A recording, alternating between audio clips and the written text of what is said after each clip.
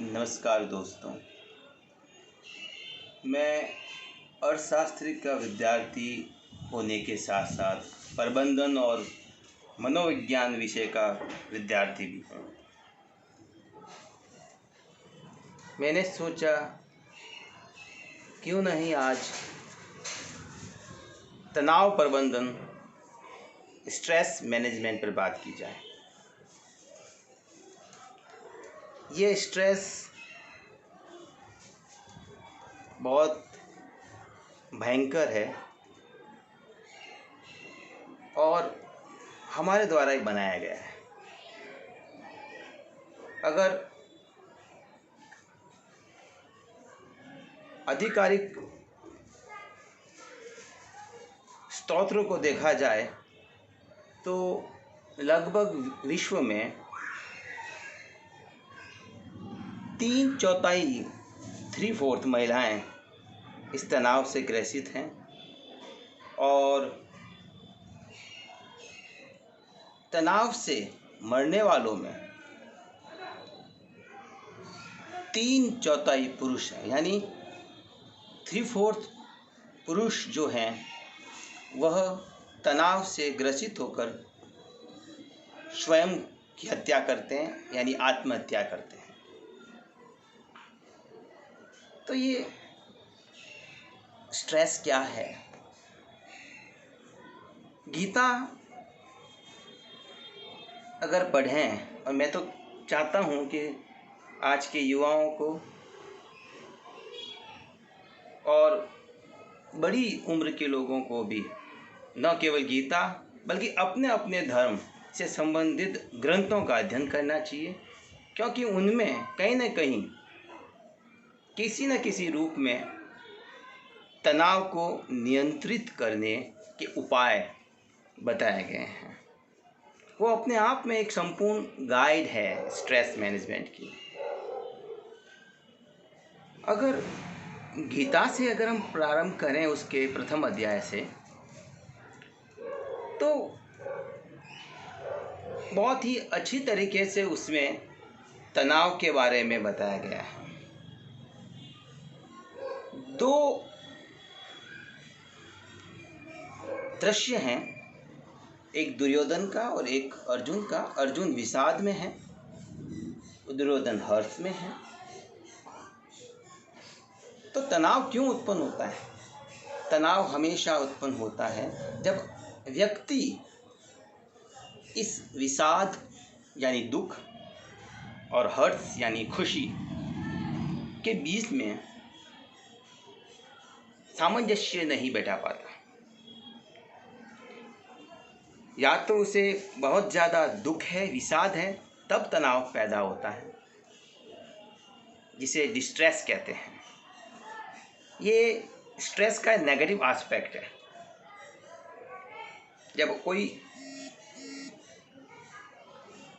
हमारी उम्मीदों के अनुसार नहीं होता, हमारी इच्छाओं के अनुसार नहीं होता, या जिसे हम करना नहीं चाहते, या जिसके करने के कारण हमें दुख होता हो, वो विषाद है। उससे जो उत्पन्न होने वाला तनाव डिस्ट्रेस है। इसी स्केल की दूसरी छोर की तरफ जाएं तो हर्ष आता है टर्मिनल पर। उस नेक्स्ट टर्मिनल पर जो हर्ष है, जो एक्साइटमेंट है, जो खुशी है, उस हर्ष के कारण भी तनाव पैदा होता है, और वो तनाव यू स्ट्रेस है, वो पॉजिटिव एस्पेक्ट ऑफ स्ट्रेस है। तो दोनों ही परिस्थिति में जब व्यक्ति विशेष अपनी मनोस्थिति में संतुलन नहीं बैठा पाता, तब वो तनाव में ग्रसित होता है। तनाव क्या है? तनाव यानी खींचना, हर्ष और विषाद के बीच में कशमकश। अगर व्यक्ति, आज का युवा और प्रौढ़ बच्चे, अगर इस हर्ष और विषाद के बीच में सामंजस्य बैठा दे, यानी समस्या और समाधान के बीच में संतुलन बैठाने का प्रयास कर ले, तो कहीं न कहीं किसी न किसी तरीके से तनाव पर भी नियंत्रित पाया जा सकता है। तनाव क्यों होता है, ये बहुत सोचने का विषय। अलग अलग इसके कारक हो सकते हैं। बेरोजगारी, अपनी क्षमता योग्यता के अनुसार आपको अगर जॉब नहीं मिलती है तो तनाव हो जाता है, स्ट्रेस हो जाता है, टेंशन्स जिसे हम कहते हैं। क्योंकि विषाद जो होता है, दुख हो जाता है। विषाद से निराशा उत्पन्न होती है और उस निराशा से अवसाद उत्पन्न होता है और वो अवसाद अंतोगत्वा आपको सुसाइड करने की ओर प्रेरित करता है। तो हमें ये नहीं करना है। हमें करो और मरो की स्थिति से पार पाना है और कहीं ना कहीं जाकर एक संतुलन को बैठाना है। आपकी उम्मीदों के अनुसार काम नहीं हो रहा है तो तनाव है, आपकी इच्छा के अनुसार काम नहीं हो रहा है तो तनाव है। कीप अप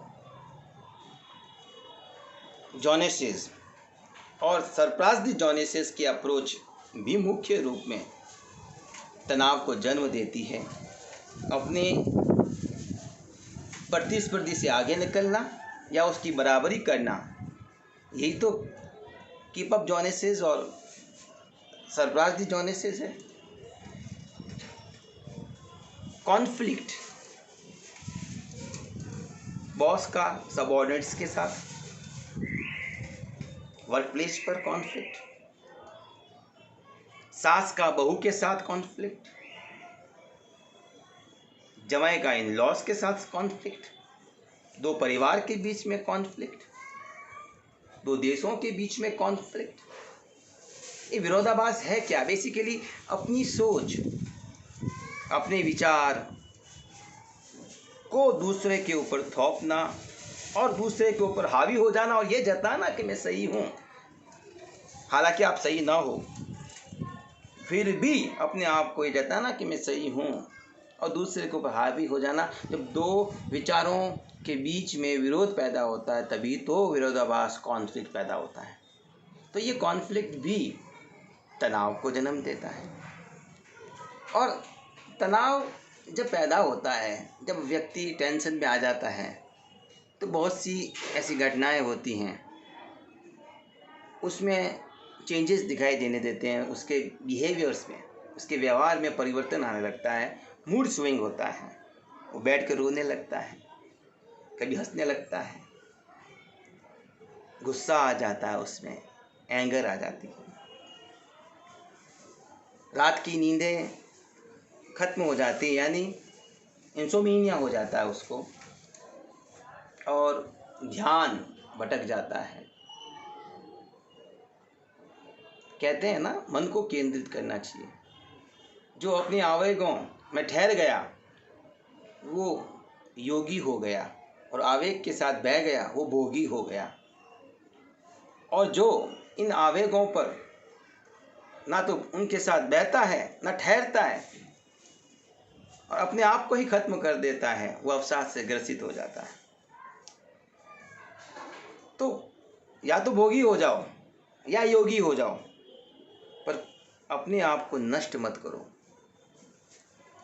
और भोगी होने की दौड़ में ही तो तनाव पैदा होता है।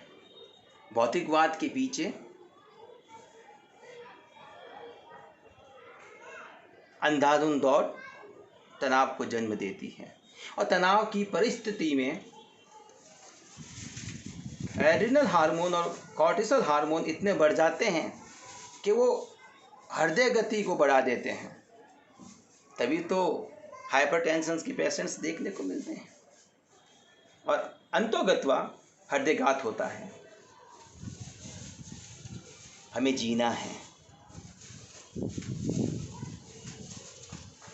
मृत्यु निश्चित है, लेकिन मृत्यु को पहले नहीं बुलाना है। कुछ करना है, कुछ कर गुजर जाना है, ये जिंदगी को जीना है। तो तनाव का प्रबंधन कैसे होगा वो हम फिर डिस्कस करेंगे।